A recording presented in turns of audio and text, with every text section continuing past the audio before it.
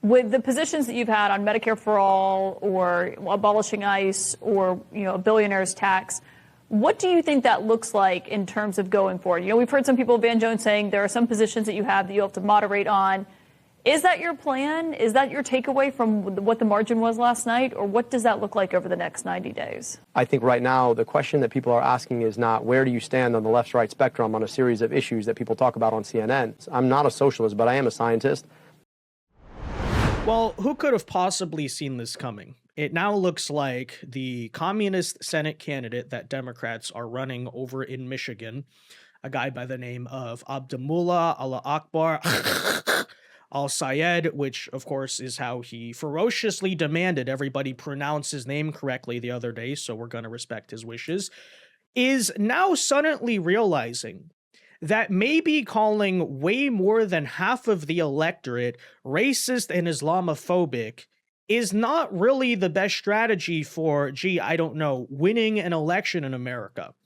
Because just days ago, we covered how, despite the fact that he massively underperformed in his primary, he only beat the highly incompetent establishment Democrat by 1 point. He's going to face massive issues in November because we learned the guy basically can't win any part of Michigan outside of the college towns. And yet, because these DSA characters believe that, because they live in their bubble, the rest of the country thinks like them, he, of course, initially came out and doubled down, proceeded to shame the people who didn't vote for him, continuing to hang out with Hasan Piker and even sending Hasan Piker to do even worse to be that mouthpiece, right? Basically, going one step further and calling for Marxist-Leninist tactics to be used against the Haley Stevens voters in the Democrat electorate. It's pretty astonishing to watch. But yeah, suddenly these people have realized that, maybe we actually have an election to win. Maybe this is not a very good idea. And so therefore, what we are now witnessing is this wild cycle of backtracking where suddenly Hasan Piker is apologizing and pretending as if he never said America deserved 9/11, despite the fact he literally framed the 9/11 poster just the other day to double down and play into that past controversy. We have al-Sayed suddenly now proclaiming that he's not a socialist, which is of course hilarious to watch, and how pathetic that it is, right? These people like to LARP as, Hasan Piker, he's the tough guy, he's the revolutionary leftist, he doesn't take no BS. And then when confronted on his own exact words, we know exactly what this guy believes. We know he celebrates the death of Americans. Suddenly now, when cornered, acts like this pathetic little weasel where it's like, no, I never said that. And people are only calling me out using my own words against me because I'm Islamophobic. And of course, the same goes for al-Sayed. Hey, where's the tough guy radical leftist act? I thought everybody agreed with you. I thought you're going to stand down and double down on what you're believing. I don't know. I guess that's suddenly not the case. But let's talk about it, guys. And it's pretty interesting. We sort of hinted to this the other day, but ever since the DSA characters realized that outside of deep blue metropolises and deep blue states, they're not that popular, right? They're facing massive issues.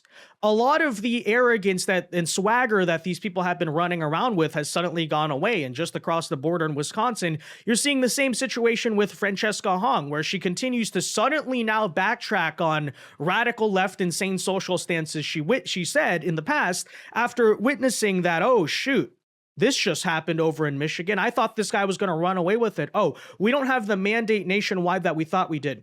Gee, I could have told you that. Is it exactly a big surprise that in the actual swing states and the actual battleground states, you guys are not viable? I know, big surprise. But let's talk about all of it, guys. First, though, do us a favor. If you enjoy our content, make sure you hit that like button down below. Subscribe to the channel if you are new. That is the best way to support our work, and it also ensures that you can stay up to date with all of the latest news and coverage. And that said, let's kind of go in chronological order here, right? We already sort of showed you some of that shaming and attacking of the Democrats who didn't vote for him that went on, but it got even more ridiculous. Of course, let me remind everyone, here we have Hasan Piker, who is not just the guy that endorsed al-Sayed or got alongside him in the early stages of the primary. Here they are together, BFFs, at the election watch party itself. This just this past week, right? So suffice it to say, this is basically a top campaign surrogate of al-Sayed at this point. And just days after, I kid you not, right? How dumb are these people? What do these people think that they're doing? Take a listen to this. Hasan Piker calls for, quote, Marxist-Leninist discipline and punishment for the al-Sayed detractors in the Democrat Party, right? The big takeaway has been, al-Sayed's going to have to do a lot of unifying within the Democrat Party. A lot of the Democrats in that state, because again, it's a swing state, don't really like him that much. We showed you some evidence of Haley Stevens voters even suggesting they would boycott the election or even vote for Mike Rogers.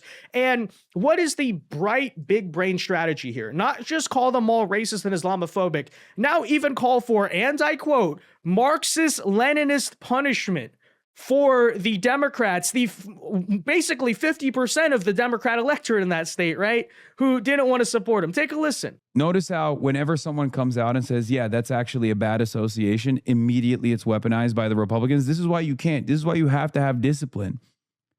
This is why you have to abide by the party line, okay?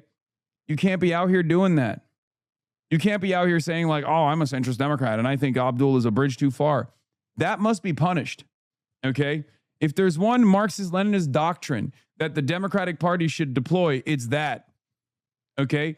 Follow the party line. Sure, we'll have robust democracy, a robust democratic back and forth internally within the party, but once that's over, once the winner is declared, no more factionalism. It's over. Abide by the party line. I mean, first of all, I don't even know what Hasan Piker is talking about because he himself does not really toe the party line for non-DSA Democrats he doesn't like, but whatever, that's besides the point.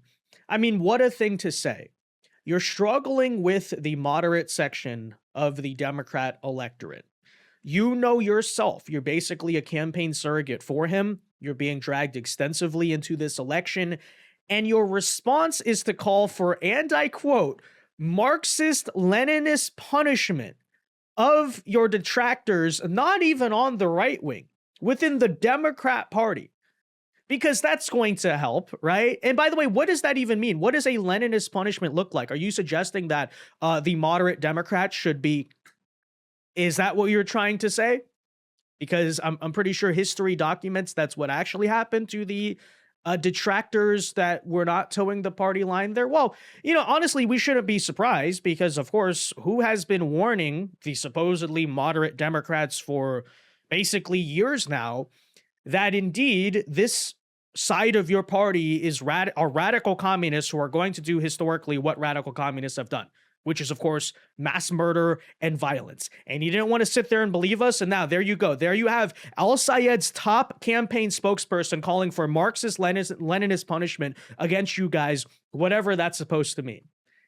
Now, that said, the calculus of these people, the strategy, I'm not sure I'm understanding, but, you know, again, surely this is going to help in the battleground state of Michigan. Call for Marxist punishment against people who don't vote for you. Okay. But still, regardless, as you could expect following his nomination, the attacks have come out as they should, right? Especially over Hasan Piker and this 9/11 thing. And initially, Hasan, of course, continues to double down here, saying that bringing up his comment that said America deserved 9/11 is, quote, racist and is being, quote, weaponized to make Muslims look bad, right? So again, this is the initial defiance. Apparently, it is racist and Islamophobic to quote Hasan Piker's own words against him. Oh, are you just saying that because I'm Middle Eastern or Muslim or something? How dare you actually not lie about me at all? How dare you show the world what I said and what I still stand for, judging by the poster in the back of my setup? But I kid you not, take a listen. And this strategy we've seen from Hasan, he said it repeatedly, if you don't support al-Sayed, if you have a problem with my 9/11 comments, you're Islamophobic, to which I say, you know, I don't know if that's exactly the best indictment of what Islam allegedly stands for, but okay. At some point, we got to realize, like, this 9/11 stuff is just only being weaponized as a way to make Muslims and Muslim candidates look bad. Like, it's a permission structure for Islamophobia. It's fucking ridiculous, dude. It's so ridiculous. It's so racist. Yeah. Counterpoint here. you could have just not said those words. Al Sayed could have chosen not to associate with you, yet he did. And of course, we know that it's kind of a common, very tired leftist strategy to call people racist and bigoted when they start to lose an argument. But of course, how like nakedly intellectually lazy is that? You're using my own words against me. It's not like he didn't say it. It's not like we're trying to play some type of loose guilt by association thing. No, Hasan Piker literally just said those words. And then to suggest, like, how insane is that? To say that it's Islamophobic and racist to use Hasan Piker's own words, not out of context, not as a straw man, directly using his own words against him, holding that person accountable for his own actions, that is racist and Islamophobic.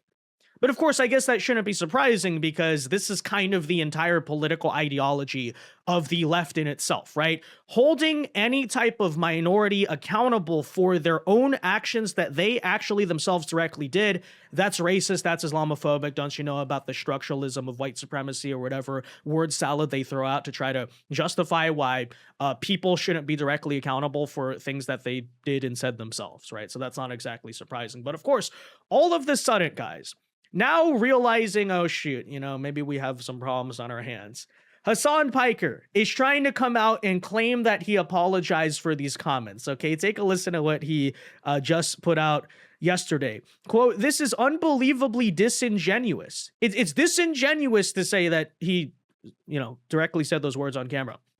I've personally apologized for the words I used back in 2019. Every candidate I've appeared alongside has done this." And then he goes on to say, "We all know this is a cynical way to justify associating the first Muslim Senate candidate with, quote, Islamic style terrorism." Well, again, I think he did that for himself by, taking money through his campaign from SARE, the Council of American Islamic Relations, associating with you. He basically did that to himself. But still, regardless, it's kind of hard to go out and say, oh, that was in 2019. Oh, I apologized. I'm sorry. When, let's repeat, just a few weeks ago, here he was putting the 9/11 photograph behind him as a direct playing off of, leaning into the joke or whatever about how he said America deserved 9/11, right? But suddenly now he's sorry. I know, look at him. Isn't he so sorry? This is definitely not just a pathetic attempt to stay in the Al Sayed campaign or, try to bury some of the heat when, they know how badly this issue is going for them and they see the coalitional problems that they're, of course, facing. Yeah, how pathetic is it? Now, as Abdullah Al Sayed has been asked himself now whether he will continue to campaign with Hasan Piker, which, let's not forget, Mamdani kind of, at the very least, and as I've given him credit for, right, he was at least smarter than a lot of these other DSA communists by understanding he had to pivot for the general election and sound like a moderate. These guys are barely making an attempt. They're still proudly standing alongside Hasan. They're bullying the voters, right? The opposite of what Mamdani did, and that was New York City, right? That's not even Michigan, where you have to be trying 10 times harder to even have a shot, right, at winning there.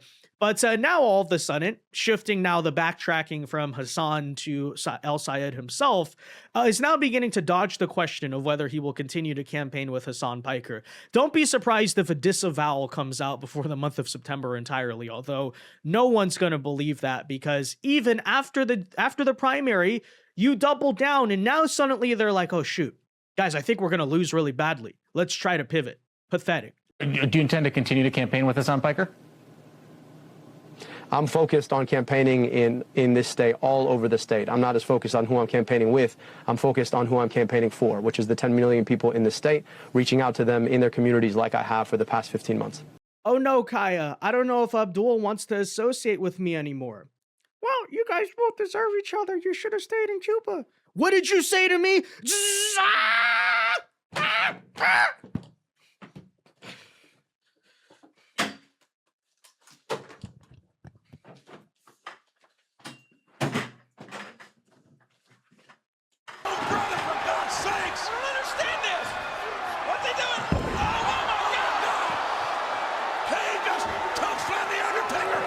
Oh, don't worry, guys. It was just the vibrating collar. You know, all kidding aside, though, it's hilarious how Hasan claims we're just being Islamophobic and stereotyping when in reality, you look at his 9/11 comments, you look at the way he even treats his dog. It's like, you know, I think you're actually just doing those things. I don't think we're trying to slap you with any labels or anything like that. I think that's just you, right?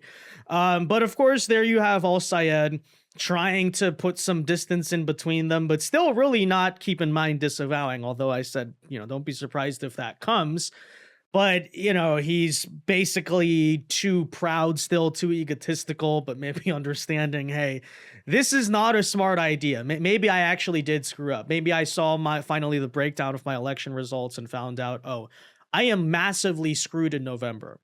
But still let me not try to piss off the far left base that's ultimately controlling me. And that's sort of the story of the entire Democrat Party as a whole, but especially these BSA characters.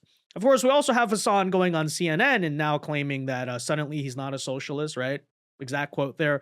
I'm not a socialist, but I'm a scientist, which is, of course, hilarious. You know, just accept the endorsement proudly of the DSA, associate with them. But, you know, I'm not a socialist, guys. I'm not. Sure.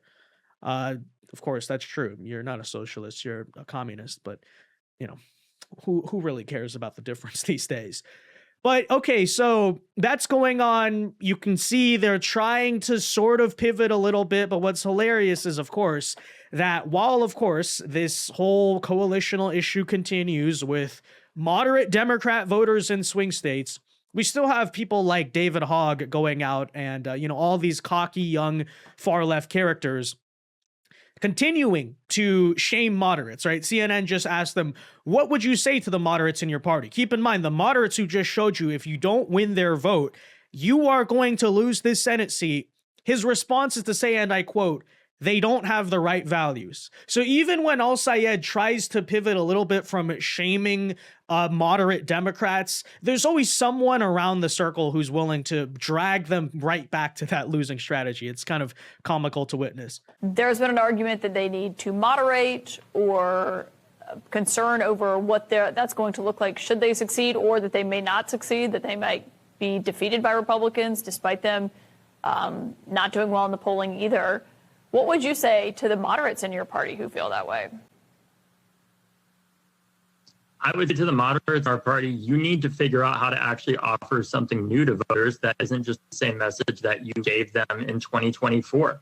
It's because they don't have the right values that are aligned with not just the Democratic base, but the American people, where people are sick and tired of listening to Democrats who tell them all the reasons why they can't solve their problems. Oh, really? And this is what being aligned with both the Democrat and American electorate as a whole looks like. Barely winning by 1 point when you were supposed to win by double digits against an absolute incompetent buffoon as your establishment character, not being able to win any major population center in the state of Michigan outside of college towns. That's what's really in touch, right? This is the guy who knows how the voters feel. Well, of course, David, I encourage you, keep believing that. Keep believing that, you know, this is actually the way the country is vibing and not, you know, your little left-wing echo chamber, and, you know, just see what happens in November. Yeah, how about make Abdul Al Sayed all of your candidates, right? Just have him run for every office, run him for president.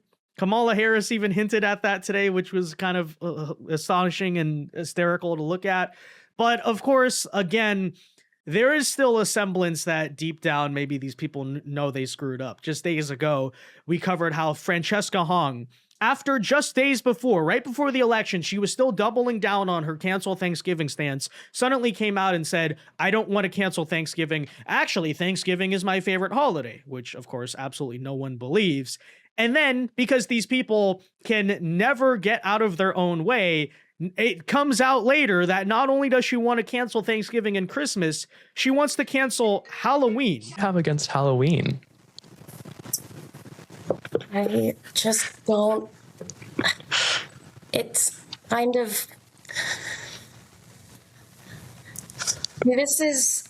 I don't have anything against it. I just don't feel the need to have to participate, and it's fine for kids. This is not a I dislike. I'm not a super fun person. Yeah, well, are we sure that she actually hates holidays because of anti-colonialism, leftist ideology, or is it really just that she's a deeply depressed, miserable, bitter, unhappy, insufferable person who just kind of hates everything that's fun or normal or good about this world? Well, the real truth is that when you break down the psychology of leftism, those things are actually one and the same, right? They can wrap all of their ideas in whatever theory or political ideology that they want. But really, you break down throughout all of human history, it is just the coalition of the bitter, miserable, and resentful, right?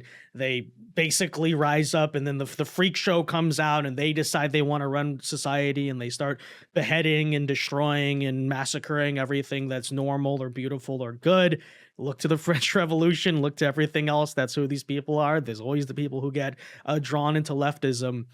But still, regardless, it's pretty hilarious how Democrats can never find a single normal person to represent their party. But that's also the entire point. What did you think was going to happen when you started electing the DSA freak shows to be your nominees? You ever seen a DSA convention? You ever seen the freak show that is? What made you think that's not going to also spill out and basically represent the Democrat Party? And that's exactly what they have now. And astonishingly and hilariously, suddenly now some characters in the establishment are freaking out. They cheered on, they coddled this stuff for a long time. Even when it came to Mamdani, they thought, oh, if we endorse Mamdani and let him win, maybe the progressive communists will stop. Maybe they won't start, ruining election chances for Democrats and say, I don't know, swing states. And then, of course, the cat's out of the bag. That's exactly what you allowed to happen. Now the revolutionaries are coming for you too. To quote Hasan Piker's own words, they're seeking Marxist, Leninist punishment against you guys. And it's like, well, what did we tell you was going to happen? What did you expect?